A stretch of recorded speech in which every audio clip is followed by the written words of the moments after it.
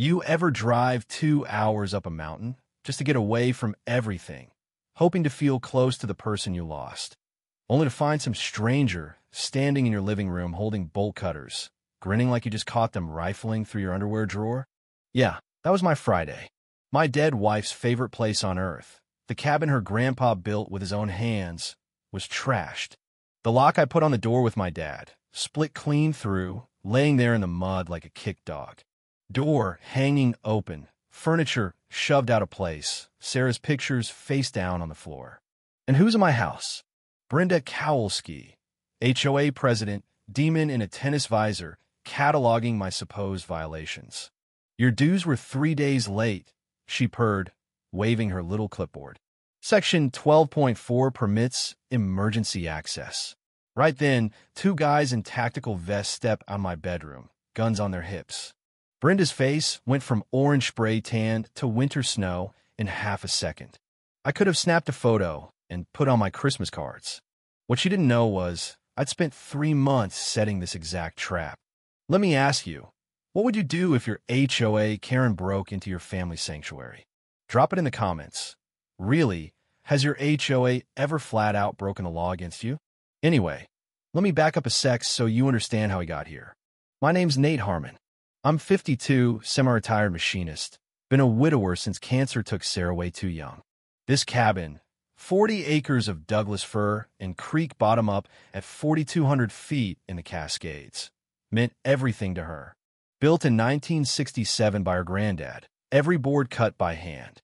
My own dad expanded it in '89, put in a workshop for his furniture. After Sarah died, that workshop turned into my place of worship.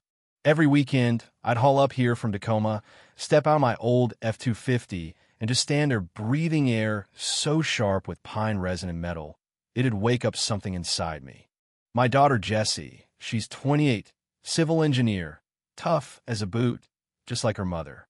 Once a month, she brings my grandson Liam up. The kid's 6. Last visit, he caught his first trout using the same rod my grandpa handed me. Swear to God, when the sun hit the water, I saw Sarah smiling. This place, it isn't real estate. It's 3 generations of sweat and memory. Then Brenda Kowalski showed up, bought the cabin 2 lots over. 18 months ago, right after cashing out of some tech startup. Hair, so platinum, you could use it to signal rescue planes. Tennis visor glued to her head. White Lexus with rolls for you on the plates. Her perfume.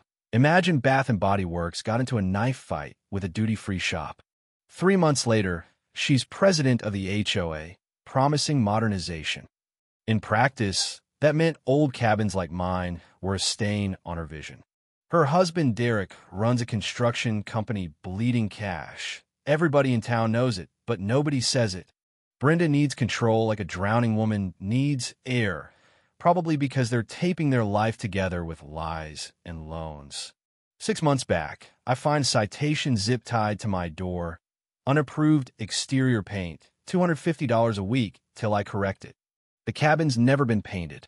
It's cedar, just weathered from 50 years of wind and rain. Been that way since Johnson was in the White House. I go to her place. Edison bulbs everywhere. Live, laugh, love sign big enough to block air traffic. She opens the door holding a wine glass you could bathe a cat in. The cedar's original finish, I say. She cuts me off. Section 8.2.2 requires approved materials. Cedar degrades unsightly. I show her the original deed. Predates the HOA by decades. She squints like I handed her a ransom note in crayon. Grandfather clause expired 2015. State statute. I ask which statute. I'll email you the reference, she says, never does, shocker. Paid the first fine, but while I dug for answers, she moved on to new targets.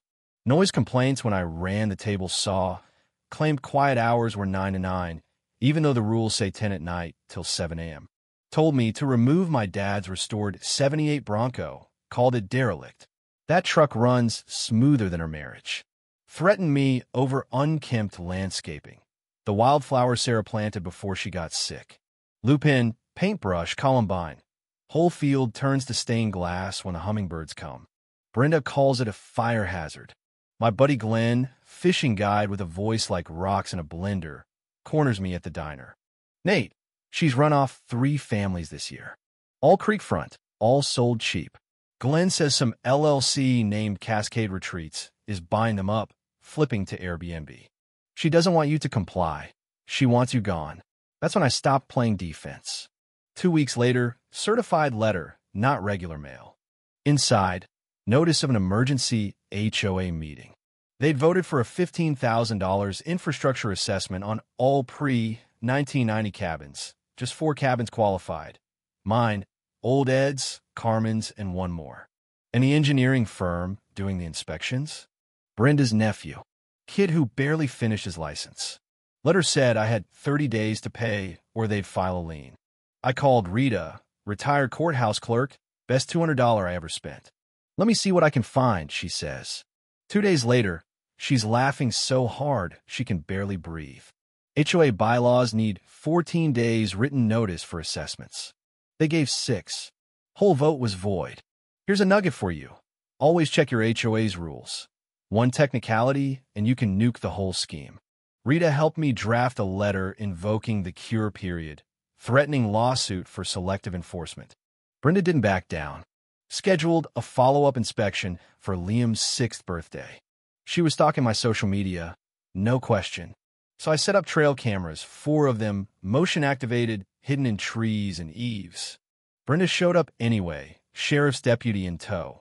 Her brother-in-law, I'd seen him drinking at her parties, claimed an anonymous tip about illegal firearms. I don't even own a gun. Glenn met them at the door, told them they needed a warrant. But here's the kicker. After they left, my cameras caught Brenda's nephew circling back alone, crowbar in hand, chipping at my foundation, trying to create the very damage his report accused me of. Filed a police report. Deputy watched the video, shook his head. Civil matter, Mr. Harmon. The next day, Brenda posts a screenshot of Glenn at my door, calls him a trespasser threatening a compliance officer. Post gets 47 likes from people who'd never seen a hummingbird, let alone built a fence. That's when I stopped being nice. I posted the vandalism footage to a private group for old cabin owners, 47 members, people who've lived here forever. Within 2 hours, 8 messages. Everyone had their own Brenda horror story. Carmen? Brenda threatened CPS because her kids played by the creek. Old Ed? Forced him to cut down a 200-year-old oak. Total lie about a utility easement. A week later, Derek, Brenda's husband, shows up at my shop, wearing a polo with his name on it, acting friendly but scanning my place like he's casing it. Look, things have gotten tense. Brenda can be passionate, but I'm a reasonable guy. Offers me $180,000, cash deal. Cabin's worth at least $300,000. I say no. His smile freezes. Hate to see things get more complicated for you code enforcement. Permits, he's threatening my shop now. A week after, a county inspector shows up, flags my fire extinguishers as overdue, even though they were checked 2 months ago. Not our approved vendor, he says. Won't even look at the sticker. I ask if he plays poker with Derek. He freezes for half a beat, then walks off. That night, I put cameras inside the cabin, hidden in smoke detectors, bookshelf clocks, vent hoods. Everything feeds to cloud storage. Then I file public records requests. Find Brenda's cabin has the same violations as mine, marked exempt, primary residence. Except she lives in Bellevue. Tax fraud. Pulled property records. Every distressed sale, 11 in 3 years, all bought by Cascade Retreats Holdings, LLC. Owner? Derek Kowalski. Brenda files the lien. $15,000 plus $3,200 in fees, all itemized like a recipe for corruption. Washington allows HOA foreclosure after 90 days. Her lawyer sends the notice at 60, like he's excited to start the countdown. Rita reads the filing. Motion to nullify. Illegal meeting, fraudulent assessment, selective enforcement. 8 weeks for hearing. But I'm not waiting. Pull Brenda's Form 990, public record for nonprofits. Previous president, $8,000 management fee. Brenda? $64,000. $40,000 missing, just gone. I posted to the cabin owner group. Within hours, a dozen families stopped paying dues. That week, a reporter from Cascade Weekly calls. Aisha mangy, sharp as tacks. I give her everything.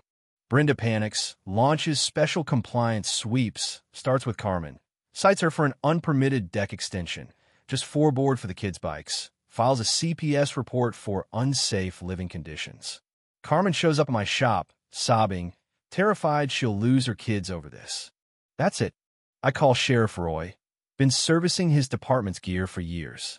How'd you like to catch an HOA president breaking and entering? Roy listens to my whole story, then says, "You have cameras?" I nod. If she steps inside without a warrant, that's burglary. Keep me posted. 3 days later, Rita's paralegal, Deshawn, finds the original 1998 HOA charter on microfiche. Says pre-HOA structures are exempt forever. The 2019 version, filed after Brenda took over, has that clause whited out. That's document forgery, Class C felony. Suddenly we've got real firepower. We split into teams, Rita and Deshawn, legal assault, Jesse, engineering analysis, Aisha, media, Roy, law enforcement. Plan a trap. I post online I'm going out of town with Liam for a tournament. Glenn hides in his RV on the property, cameras rolling. Brenda doesn't bite right away, but Derek tries to bribe Glenn at the diner. Glenn records it, witness tampering, another felony. Then the hammer drops. Brenda texts her board, emergency inspection, safety concern. She and Deputy CR show up. Brenda uses bolt cutters to break my lock, walks inside, cataloging violations. Glenn texts Roy. SWAT team rolls in, 3 black Suburbans, full show. Brenda freaks out, claims I'm HOA president. This is legal. CR realizes it's a setup. SWAT cuffs them both. Brenda's screaming, "I'm the victim." Brenda gets arrested for burglary, trespass, destruction of property. CR gets questioned for aiding and abetting. Next HOA meeting, standing room only. Press everywhere, Brenda on bail, looking like she aged a decade overnight. I hand out packets, original and forged charter side by side. Carmen tells her story. Old Ed shares his. Jesse proves the infrastructure report was junk science. Sheriff Roy and the state AG's office both show up. Vince, Brenda's lawyer, resigns on the spot. Brenda breaks, confesses everything on camera. Unanimous vote. Brenda's out. All liens and assessments since 2019 voided. New independent auditor. 3 months later, Brenda pleads guilty, gets probation, pays restitution. Derek gets hit for conspiracy and bribery, pays a fine, loses his house. Cascade retreats, is dissolved. Cabins go back to original owners or into a community fund. Carmen becomes HOA president, promises transparency. Jesse is compliance officer. Old Ed is treasurer. First act, public apology, fund to bring families home. Me? I teach Liam to use his great-grandfather's hand plane, build a bench for Sarah's garden, wildflowers blooming like stained glass. We start a Piners Heritage Fund to preserve historic cabins. Glenn builds an HOA self-defense website. Thousands download the toolkit. The first Heritage Festival, kids chasing fireflies, Roy's grandson fishing in the creek, everyone laughing under the sunset. You know what Brenda never understood? Communities aren't numbers or heirlooms or balance sheets. They're memory, struggle, kindness, layers of life. You can't buy that. You sure can't steal it. The fight for home never ends, but neither do we. If you've got an HOA horror story, drop in the comments. You're not alone. If this helped, hit subscribe. We're just getting started.